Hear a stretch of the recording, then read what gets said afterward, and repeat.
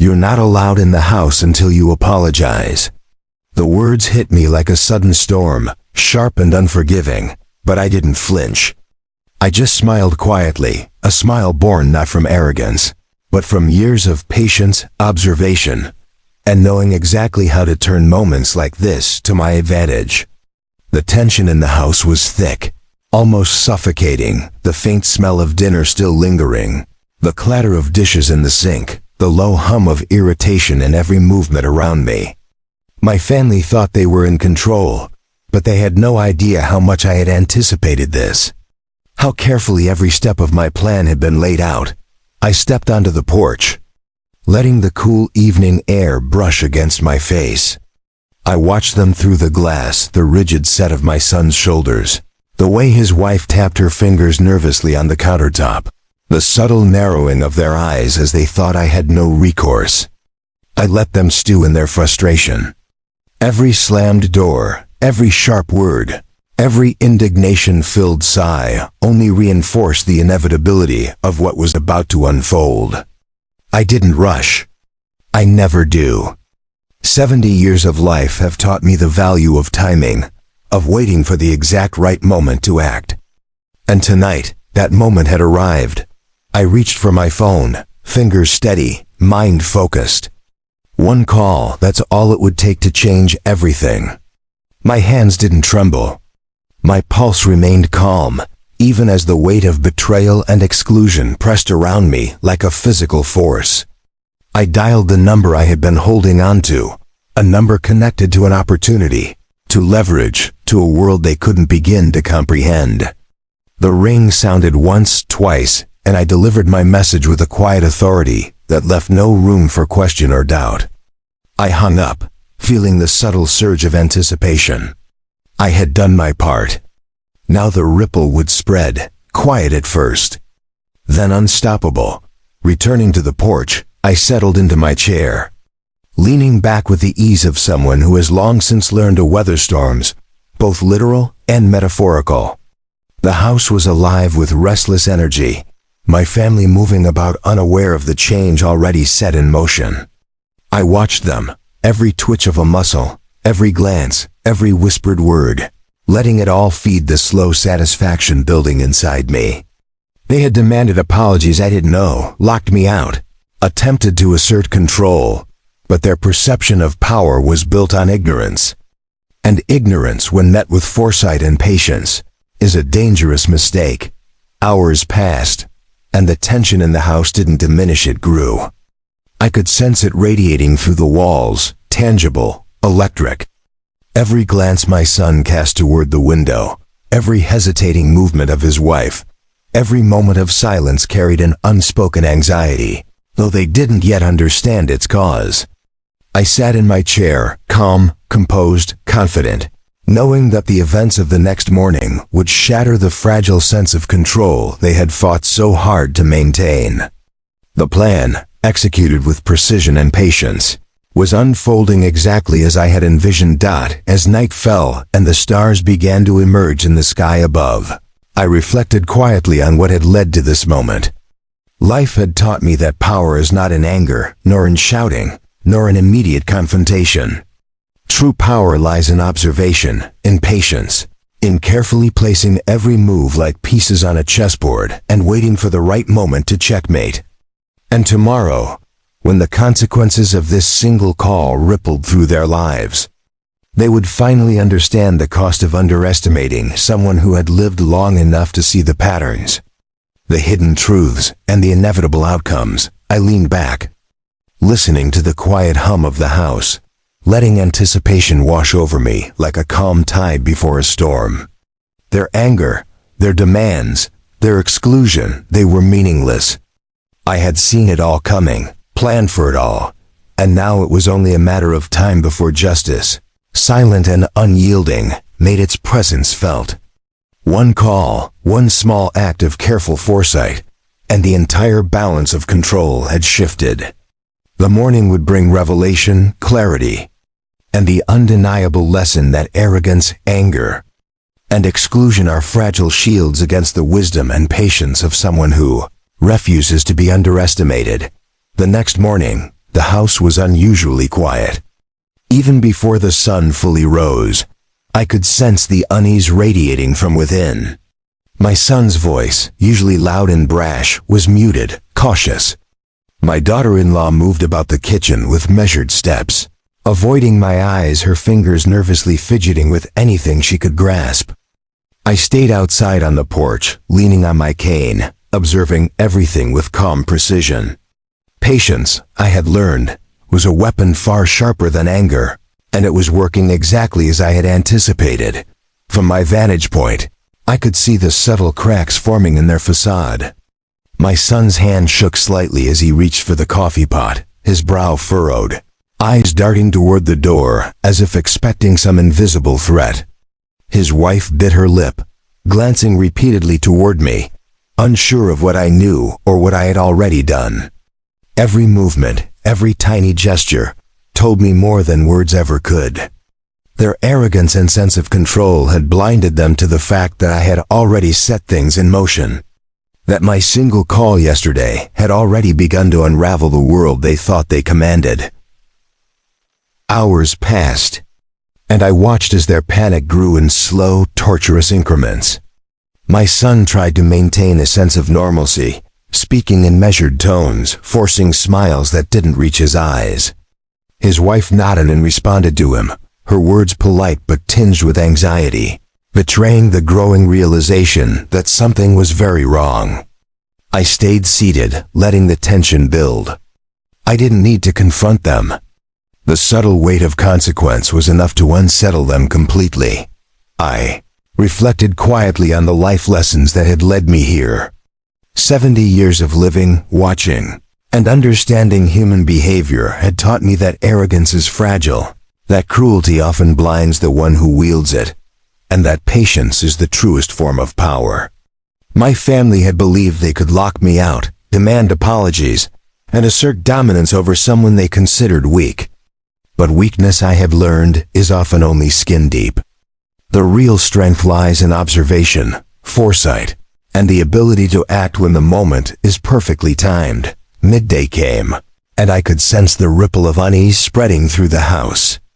My son and his wife exchanged nervous glances, whispered hurried words that faltered mid-sentence, and kept returning to the front door as if expecting something inevitable. The small movements, the subtle signs of dread, they were unmistakable to someone who had spent decades reading people, predicting reactions, and understanding the invisible flow of events. I didn't speak, didn't gesture, but my presence alone, calm and unshakable, magnified the pressure they felt. As the afternoon light shifted, casting long shadows across the lawn, the culmination of my actions began to show. Their conversations slowed, faltered, and dissolved into anxious silence. My son's hand shook as he reached for a paper that had arrived on the porch, his eyes widening as the truth finally registered. His wife's gasp was sharp, piercing the quiet tension, and I could see the sudden stark realization in her face. The single call I had made yesterday had triggered an irreversible sequence of events.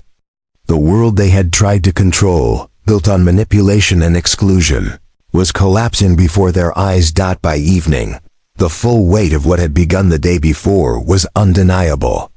They were no longer arrogant or dismissive. Fear and disbelief had replaced those traits entirely. I walked slowly toward the front door, cane tapping softly on the wood, letting the sound echo in the tense air. Every step was deliberate, every movement calculated, letting them feel the quiet dominance of patience, foresight, and wisdom. The tension was nearly unbearable, but it was theirs, not mine. I had already set the stage for the ultimate lesson, that underestimating someone with experience, with quiet strength, and with the capacity for precise action, is a mistake that cannot be undone. As night fell, the shadows in the house stretched long, the room quiet except for the occasional creak of a floorboard or the whisper of movement. My son and his wife sat stunned, frozen in the realization that their world had shifted, and they were powerless to change it. I leaned on my cane, watching the golden glow of streetlights filter through the windows, a quiet smile on my face. Justice, I reflected, is not always loud. It is not always vengeful. Sometimes it is silent, inevitable, and devastating in its subtlety. And tomorrow they would wake to a reality they had never expected, a reality I had quietly and deliberately orchestrated. The morning after the tension-filled day, the house felt unusually heavy, as if the walls themselves were holding their breath. I could see it in every subtle movement. My son pacing the living room, hands running through his hair nervously, eyes flicking toward the door as if he could anticipate what was coming. His wife sat at the kitchen table, twisting a napkin between her fingers, biting her lip, her gaze darting nervously toward me whenever I moved. I remained outside on the porch, calm, leaning on my cane, observing every tiny gesture. Patience, experience, and quiet strategy had brought me to this point, and I intended to see it through completely. From my vantage, I watched them flounder, each subtle misstep amplifying their growing panic. My son's forced smiles faltered mid-conversation, replaced by sharp glances that betrayed fear. His wife whispered hurriedly to him, her words stammered, fragmented, the tremor in her voice unmistakable. Every twitch, every hesitation, every small flinch told me exactly what they were feeling. They thought they had control, but control had already slipped from their grasp, quietly and irrevocably. They had underestimated someone who had seen deception, betrayal, and arrogance countless times. And now the consequences were unfolding in a precise, inescapable pattern. By midday, their anxiety had escalated. My son's hand trembled slightly as he reached for a folder that had been placed on the porch the day before, his eyes widening as recognition struck. His wife gasped, the sound sharp and involuntary, and I could see the stark realization spread across her face. The world they thought they controlled was unraveling. My single call yesterday had initiated a chain reaction they could neither predict nor stop. I remained outside, calm, letting the anticipation build, knowing that the psychological impact would be far more effective than any angry confrontation. As the hours stretched, their panic grew in intensity. My son's movements became jerky, unnatural, as though the very walls were pressing in on him. His wife clutched at the table, knuckles white, whispering apologies that had no power to undo the consequences. I watched them carefully, noticing every small sign of distress, the furrow of his brow, the trembling of his lips, the shallow, uneven breaths they both drew. Their arrogance had dissolved entirely, replaced by the raw fear of realizing that the carefully constructed illusion of control had been shattered. By late afternoon, the full impact of my actions became undeniable. I observed my son as he slowly reached for his phone, only to realize too late that the information he sought had already reached the hands of those who could act. His wife's expression shifted from disbelief to horror, the kind of realization that strikes deep into the chest and leaves one momentarily paralyzed. I remained calm, seated on the porch, every movement deliberate, letting them absorb the weight of the consequences. Their world, built on manipulation and exclusion, had collapsed silently but completely. The sun began to dip below the horizon, casting long shadows across the lawn. I walked slowly to the front door, cane tapping softly on the steps, each step deliberate, each sound amplifying the tension in the house. My son froze, eyes wide, and his wife followed suit, the air thick with the realization of their failure. They had tried to exert control, tried to assert dominance, tried to belittle and exclude me, but the balance had already shifted. The lesson, patient and carefully orchestrated, was now fully evident. Cruelty, arrogance, and exclusion cannot withstand the quiet power of foresight, patience, and strategic action. By evening, they were both visibly broken. My son's shoulders slumped, lips pressed tightly together, eyes hollow with disbelief. His wife's face was pale, her hands trembling as she pressed them together, whispering half-formed apologies. I stood quietly, leaning on my cane, watching the scene unfold with a mixture of calm satisfaction and solemn reflection. No confrontation, no shouting, no immediate retaliation was necessary. The psychological reckoning, slow and deliberate, had delivered the lesson far more effectively than any anger ever could. As darkness fell, I reflected quietly on the evening's events. True power, I realized, lies not in force or immediate reaction, but in patience, observation, and precision. My son and his wife had learned a devastating truth, that underestimating someone with experience and foresight carries consequences that are unavoidable, and sometimes irreversible. They were left with nothing but the knowledge of their mistakes, the weight of guilt, and the indelible understanding that the quiet, patient execution of a plan can have more impact than any loud declaration of power. And in that moment, as the first stars appeared above, I felt a profound calm, knowing that justice had been delivered, not in anger, but in patience, precision, and moral clarity. The next morning arrived quietly, but the tension inside the house was palpable. I watched from the porch, leaning on my cane, as my son and his wife moved about like people in a fog. My son's face was pale, his brow furrowed, his jaw tight, lips pressed in a thin line. His wife's hands trembled slightly as she folded the laundry, her eyes darting nervously toward the door, her mouth opening and closing as if she wanted to speak but couldn't find the words. The arrogance and control they had displayed yesterday were gone, replaced by fear and uncertainty. They did not yet know the full impact of the call I had made, but it was already unfolding like a carefully written script, and soon they would be forced to face it. I moved slowly toward the mailbox, each step deliberate, my cane tapping softly on the wooden porch. My presence alone seemed to amplify their unease. My son flinched as he heard the sound, his hands gripping the counter tightly. His wife's shoulders slumped, and a faint whimper escaped her lips. I felt no joy in their fear, only a calm satisfaction that patience and foresight had achieved what anger and confrontation never could. They had underestimated the quiet power of experience, of someone who has lived long enough to see patterns, consequences, and inevitabilities. The mailman arrived, and I retrieved the single envelope that had set the wheels of consequence in motion. My heart was steady, my expression calm. I didn't rush. I didn't need to.